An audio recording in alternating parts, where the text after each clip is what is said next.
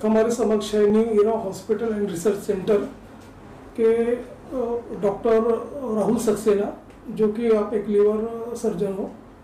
Sir, हम आपसे ये जानना चाहेंगे कि वर्ल्ड ऑर्गन डे जो 13 अगस्त को है, उस अवसर पर आप हमें ये बताइए कि लीवर जो डोनेट किया जाता है, पर्टिकुलरली इसकी प्रोसीजर क्या होती है और किसे डोनेट करने की आवश्यकता होती है और क्या रिसिपिएंट्स होते हैं, उस बारे में बताइए। देखिए, लिवर ट्रांसप्लांट की ज़रूरत उन लोगों को लगती है जिनका लिवर खराब हो गया है। इस बीमारी को सिरोसिस बोला जाता है। इसके कारण हो सकते हैं शराब हो सकता है, मोटापा जो काफ़ी बड़ी संख्या में भी देखने को मिलता है, या फिर hepatitis B, hepatitis C virus का इन्फेक्शन हो सकता है। इन सब चीज़ों की वजह से लिवर अपना नॉर्मल आकार ख़त्म हो जाता है लिवर का, और लिवर कठोर हो जाता है। इसे हम सिरोसिस बोलते हैं। Cirrhosis and stage liver disease है। इसमें पेशेंट नॉर्मल अपनी ज़िंदगी नहीं बिता सकता।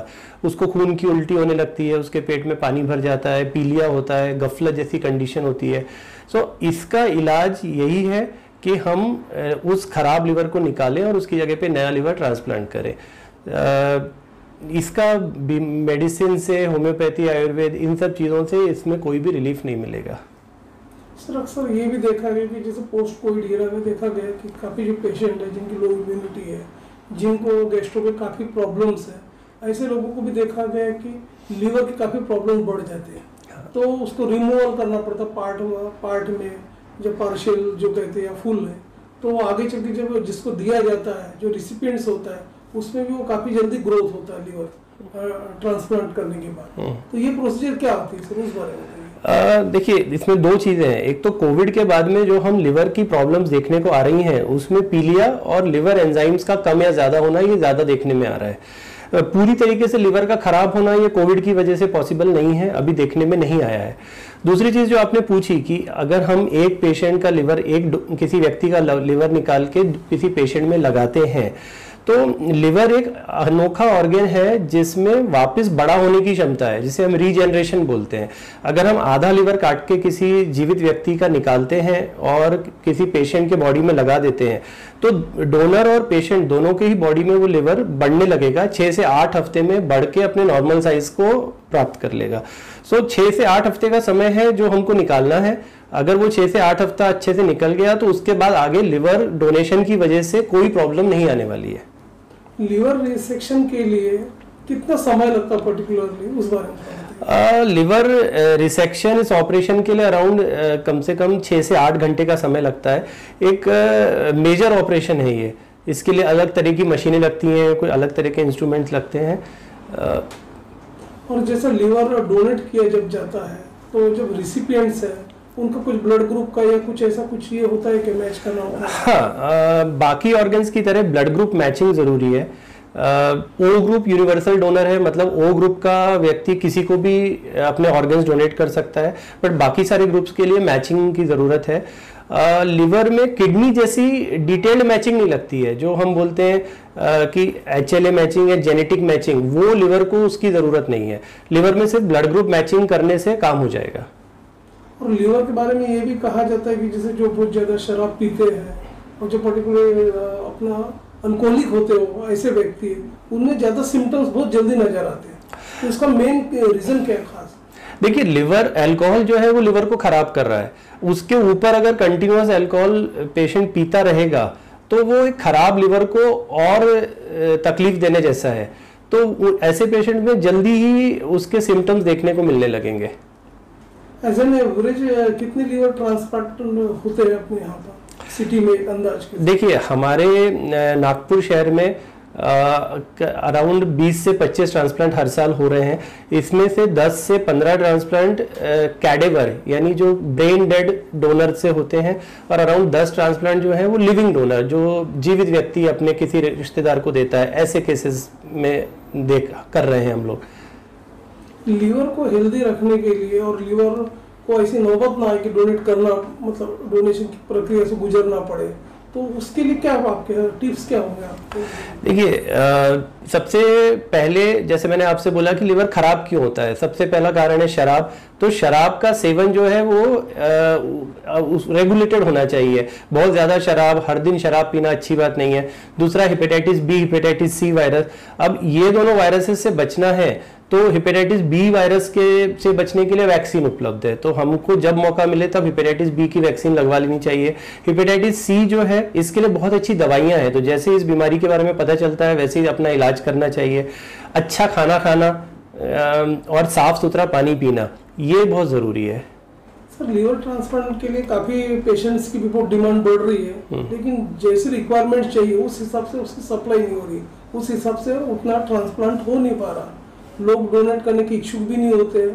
तो ये क्या सोशियो इकोनॉमिक क्या इशू है? देखिए, हमारे देश में, भारतवर्ष में 50,000 लिवर ट्रांसप्लांट की जरूरत है हर साल में, लेकिन हम 2 से 2,500 लिवर ट्रांसप्लांट ही कर पाते हैं। कोरोना काल में तो ये नंबर और कम हो गया है, ये 500 से 1000 पर आ गया है। सो हमारे यहाँ पे काफ़ी सारे पेशेंट्स हैं जिनको ट्रांसप्लांट की ज़रूरत है। अगर उनको ट्रांसप्लांट मिला तो उनकी ज़िंदगी अच्छी हो जाएगी। लेकिन जो मेन कारण है जो ये पॉसिबल नहीं हो पा रहा है वो है कि लोग मरने के बाद में भी अपने ऑर्गन्स डोनेट नहीं करना चाहते हैं। इसमें ये है कि कुछ लोगों को ऐसा लगता है कि प्राइवेट हॉस्पिटल में ऑपरेशन होते हैं तो वो अच्छी बात नहीं है। कुछ धार्मिक चीज़ें हैं जो इसमें बीच में आ जाती हैं। सोशियो इकोनॉमिक डिस्पैरिटी है, विषमता है, जिसकी वजह से ये जो डोनेशन और ट्रांसप्लांट है ये बहुत अच्छी तरह से बढ़ नहीं पाया है। डिजीज के रिश्तेदार जो है वो डोनेट करने को देखते नहीं, जैसे लीवर जैसे जो पार्ट है काफी सेंसिटिव पार्ट है जी। तो ऐसे लोगों में अवेयरनेस लाने के लिए किस तरह की पॉलिसी बनाना चाहिए आपके हिसाब से? देखिए, अगर हम भारत के बाहर की बात करें, अमेरिका की या यूरोप की बात करें, तो वहाँ पे हर व्यक्ति जो ब्रेन डेड हो जाएगा उसको ऑर्गन डोनेशन करना पड़ता है। पर इंडिया में ऐसी पॉलिसी नहीं है। इंडिया में वही लोग ऑर्गन डोनेशन करते हैं जिसके रिश्तेदार जागरूक हैं, जो लोग इच्छुक हैं वही कर पाते हैं।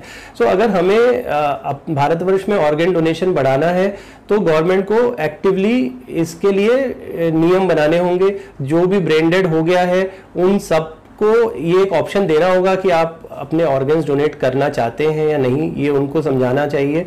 और हम IMA है, इंडियन मेडिकल एसोसिएशन है, NGOs है, हमारी तरफ पे, हमारे लेवल पे, हॉस्पिटल के लेवल पे हम काफ़ी सारी सभाएं करते हैं, काफ़ी सारे जन जागरूकता अभियान चलाते हैं जिससे लोगों को इस बारे में पता चले। सो जैसे जैसे लोगों को इस बारे में पता चलेगा, जैसे जैसे लोगों के भीतर जागरूकता बढ़ेगी, वैसे वैसे ऑर्गन डोनेशन भी बढ़ेगा।